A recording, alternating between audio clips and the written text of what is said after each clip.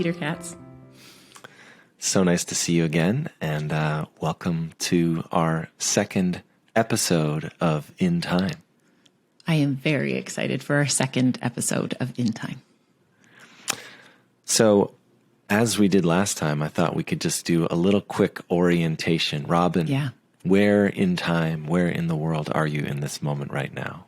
Well, Peter, I am very happy to report that I am actually home. I am actually at home for the first time in quite a wee while. And I'm actually at the beginning of a whole entire week of actually being home. And next week I'll be away again until for quite a while. So I'm appreciating that I'm actually home in Peterborough, Ontario this week.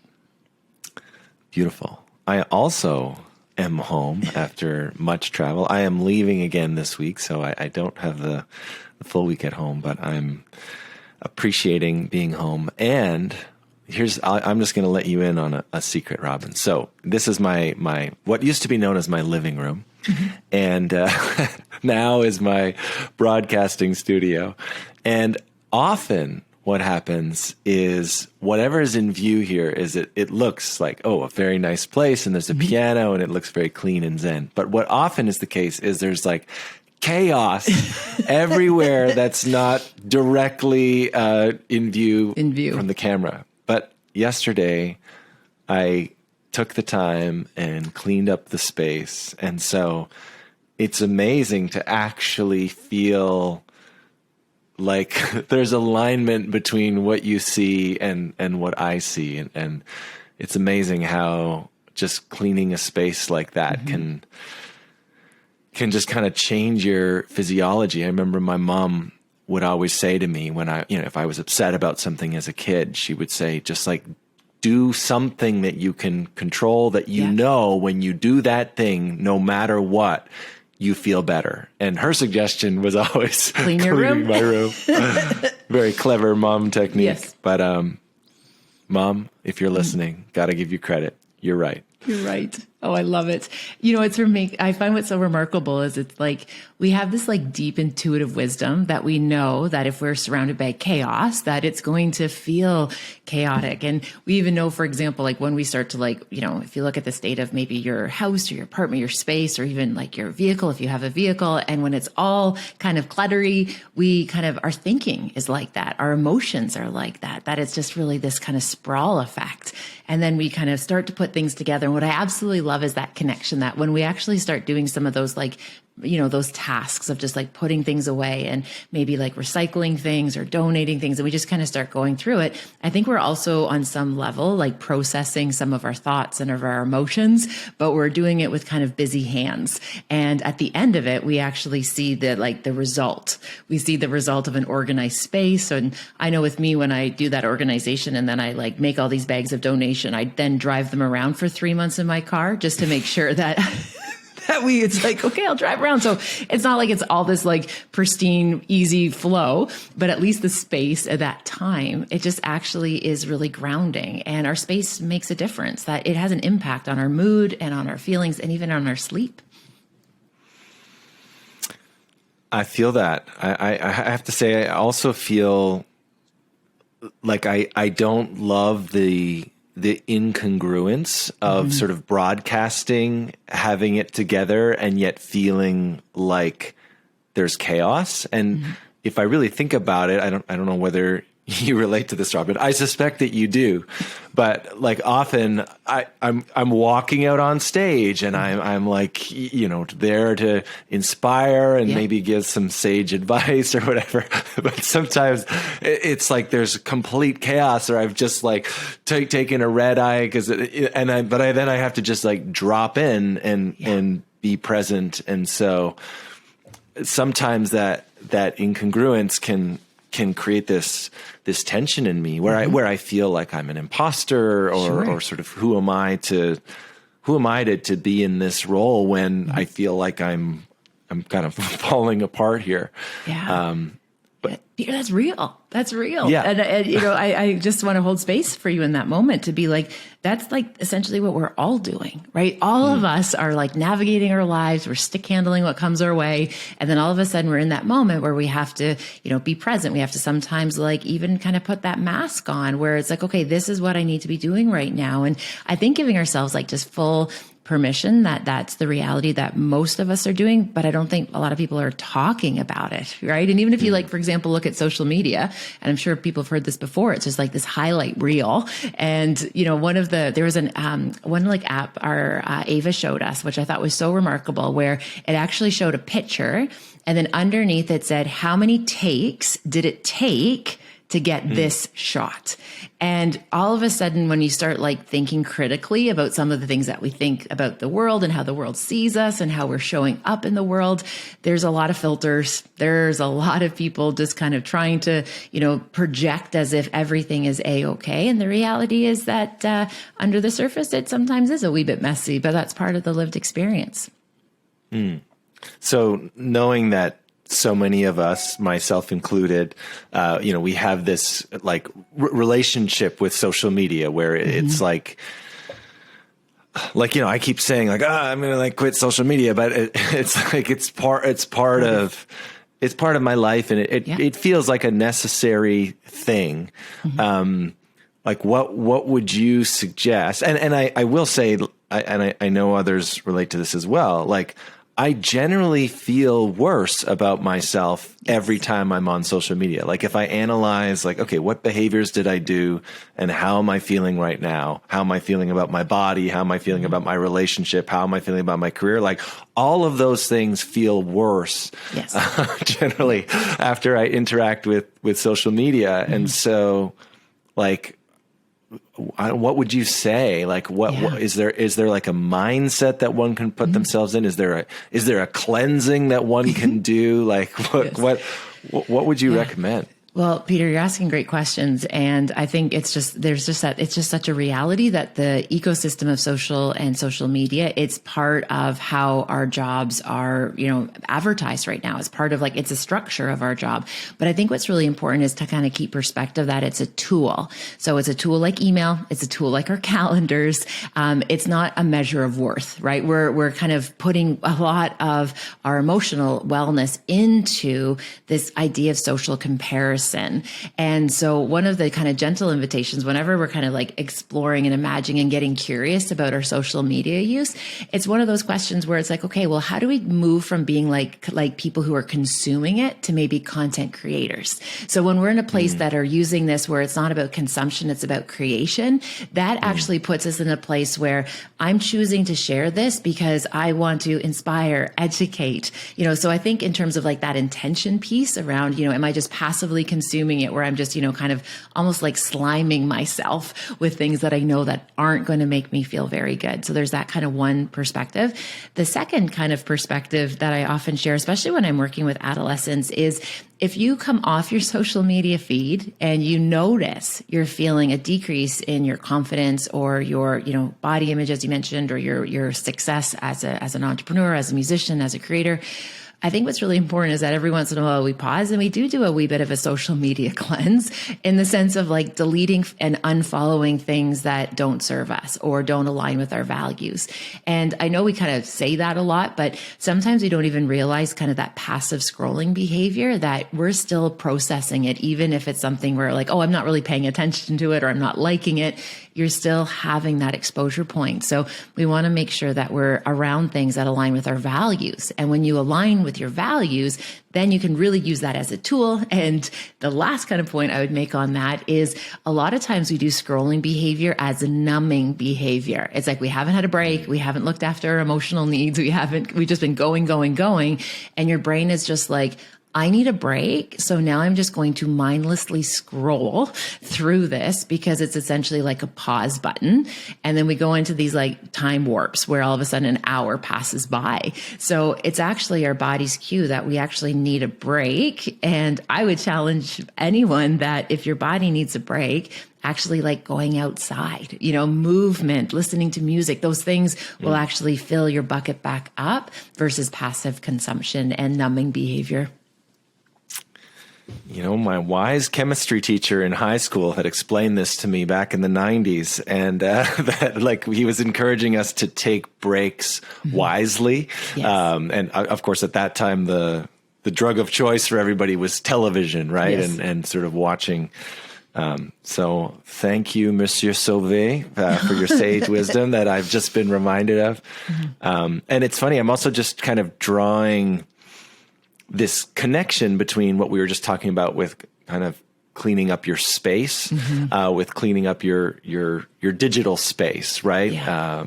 Like I recently went through and I got rid of like old photos, and even not just the photos, but the frames. Like, and I associated these frames with old relationships, or just, it's like Mary Kondo's, like, does this spark joy? And, Yes.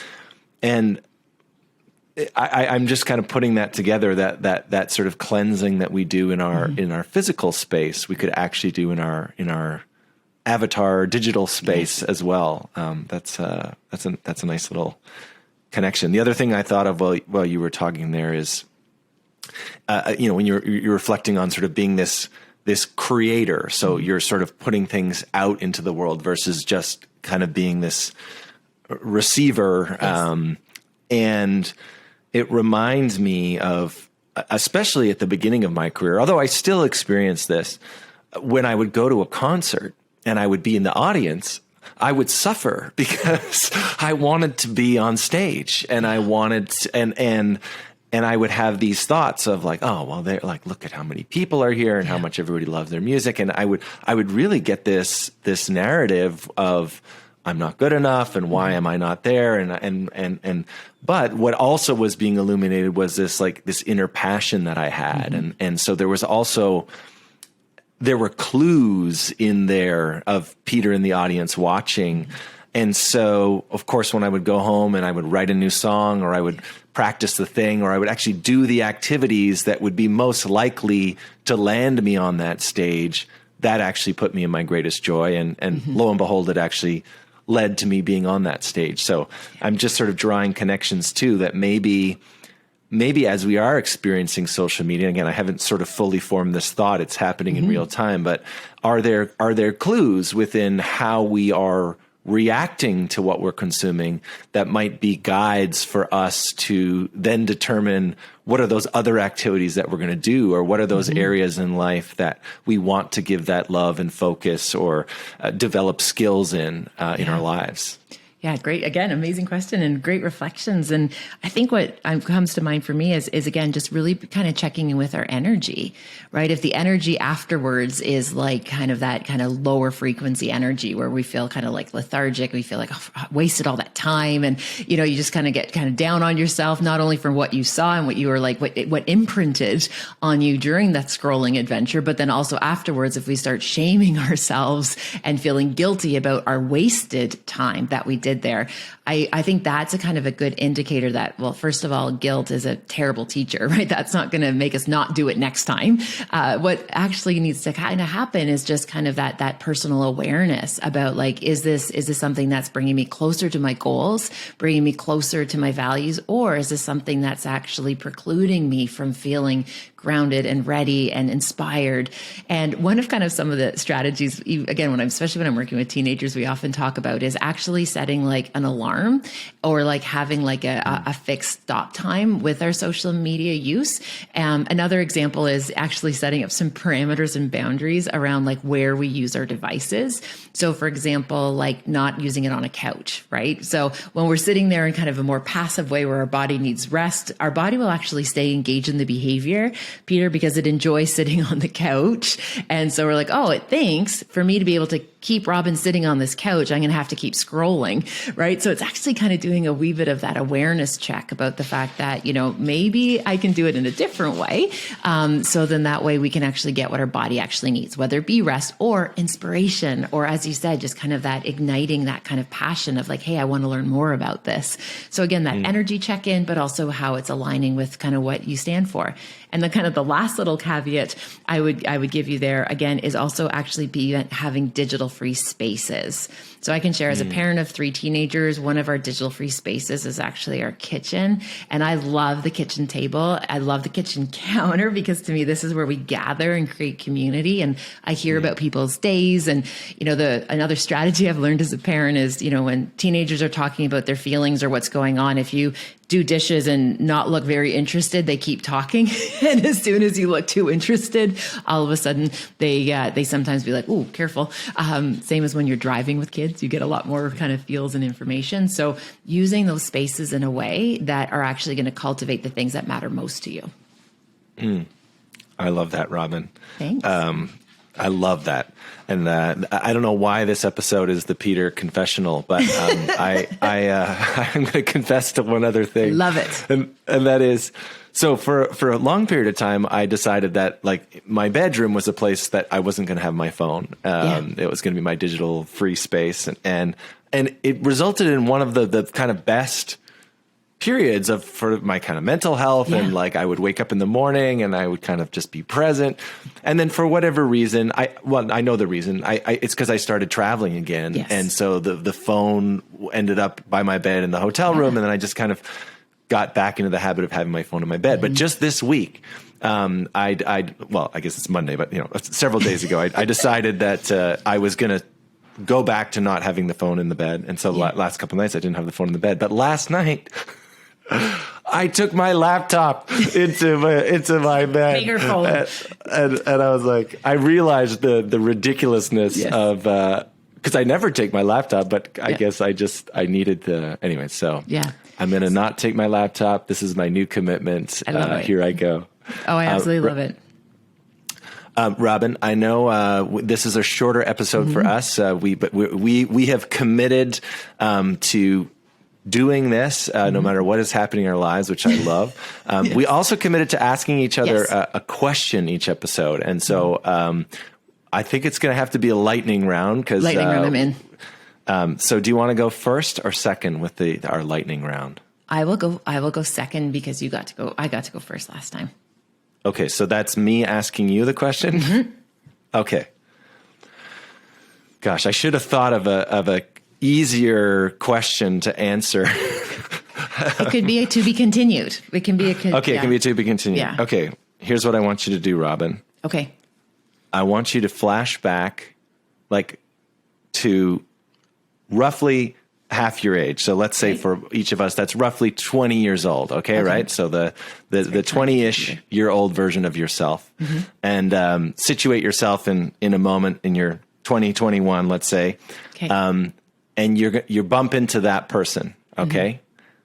And I know that we tend to, this is a long-winded question, so much for lightning round. We generally grow wiser and we learn more things as we grow up, but we also sometimes forget things. Yes. We forget things that we maybe knew at that time that we sort of forgot. Yeah. So what is one thing that 20, 21, whatever age it is, version of yourself wants to remind you of right now?